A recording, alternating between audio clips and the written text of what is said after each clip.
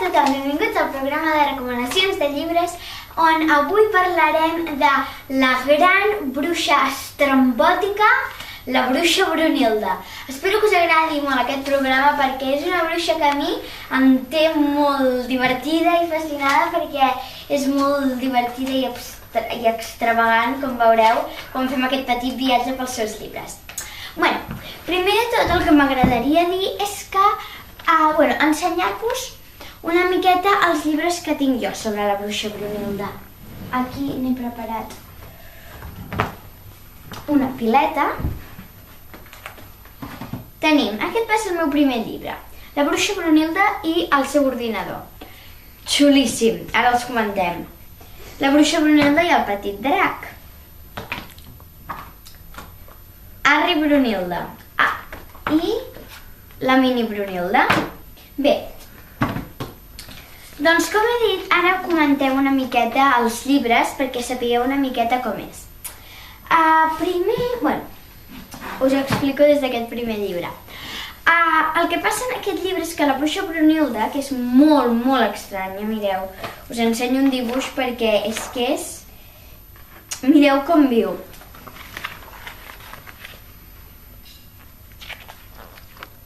O aquí, mireu a quina pàgina web entra, més xula, d'encarregar-se varetes. O aquí com busca per tot arreu. La bruixa Brunilda, aquí es demana un nou ordinador que no li funciona bé i té tot de problemes i el Bru, la seva mascota, es fica dins.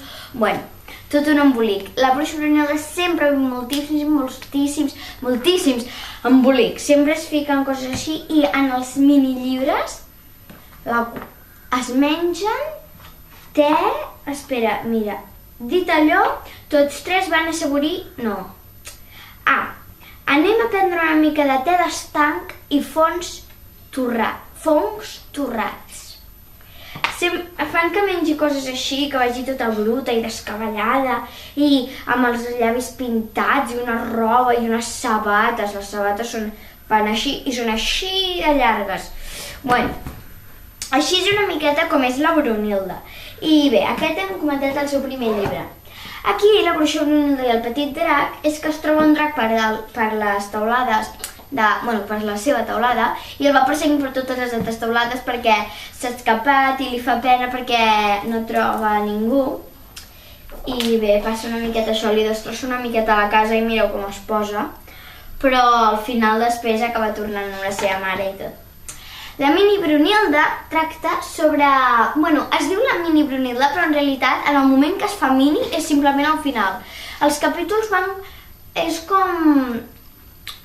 són històries diferents, no es relacionen gaire. Primer ve una tieta, després ella té una feina a l'escola, després té un encàrrec d'un fantasma per escriure un poema, i després arriba una amiga seva que és molt maniàtica de la roba i es fa un vestit nou i és quan s'encongeix. O sigui, barregen tot d'històries en diferents capítols, aquí ho posa al començament de tot, posa el capítol, i veieu, la Brunilda i el fantasma postal. I dura, dura tot això. Van ajuntant com petites historietes en un sol llibre i al final li posen el títol de l'últim capítol. I Harry Brunilda diu, la bruixa Brunilda té molts talents, se'n surt prou bé al volant, al jardí, a la cuina, a l'hipòdrom. Amb aquest us deixaré amb les ganes de llegir-lo perquè amb aquesta portada no hi ha dubte de que et vols llegir un llibre com aquest, perquè veient a una bruixa que està sobre un cavall amb unes mitges al cap, amb una cassola i un drac agafat a la cua, és que, aquesta és l'extravagància i raritud de la Brunilda. Dit això dels seus llibres, m'agradaria descriure-vos una miqueta la Brunilda. És una bruixa descabellada, amb un nas vermell, que té nas de patata, menja coses molt fastigoses i és molt, però que molt desendreçada. La seva casa sempre està fatal. Una de les seves característiques són les seves sabates i la seva relació amb el seu gat Bru. Són molt íntims i són molt amics. també les seves manies.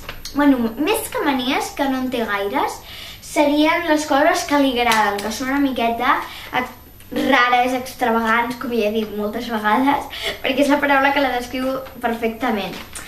I, bueno, aquesta és una miqueta la seva vida. Fa comandes per internet de varetes, de fantasmes, no sap escriure ni llegir, i aleshores aquesta comanda de fantasma que surt a la mini Brunilda és que es demana a un fantasma que li escrigui un poema per guanyar una ploma que escriu sola. Aleshores per això la vol, per poder escriure. I, bueno, aquesta és una miqueta la Brunilda, la bruixa, i el seu gat. Després també us volia parlar de la nova col·lecció, perquè primer van sortir els llibres grans, aquests, i després van sortir els petits. Només n'hi ha 4, que són aquests 4 aquí darrere, jo en tinc els 2 i després hi ha la Brunilda Ximpleta i la Brunilda s'hi llança de cap. Aquesta és la nova col·lecció, aquests llibres petitons que ocupen diferents històries, almenys són una miqueta més llargs i ens permeten disfrutar una miqueta més de les aventures de la Brunilda. I després us volia preguntar, què en penseu de la Brunilda? Després de tot això que hem dit, o si us heu llegit algun llibre, penseu que és una bruixa normal o que té alguns punts estranys? Podeu deixar un comentari, un tuit o una resposta al blog, al Twitter o al Facebook. I després, com que a mi m'encanten les bruixes i per Halloween faré un programa super especial de llibres de Halloween i de bruixes i de por i així, per cada programa penjaré un petit qüestionari de bruixes que aniré canviant algunes preguntes o així, i aquí us en deixo 3 per si les voleu contestar. Diu, la pregunta 1, quina mascota tindríeu? Si fóssiu bruixes o bruixots, quina mascota tindríeu? Un gat, un mussol, un ratpenat? Quina mascota tindríeu? Dues. En quina categoria de bruixa us caracteritzaríeu? Dolenta, bona, rara, diferent? En quina característica? I quin nom us posaríeu? L'última pregunta, perquè Brunilda, que és una miqueta estrany, potser en podríeu triar una més normal, que diguem. I, bueno, les respostes de la Brunilda serien quina mascota? Gat. Quina categoria? Extravagant i divertida. I quin nom? Brunilda, que no podia fallar amb les seves característiques personals.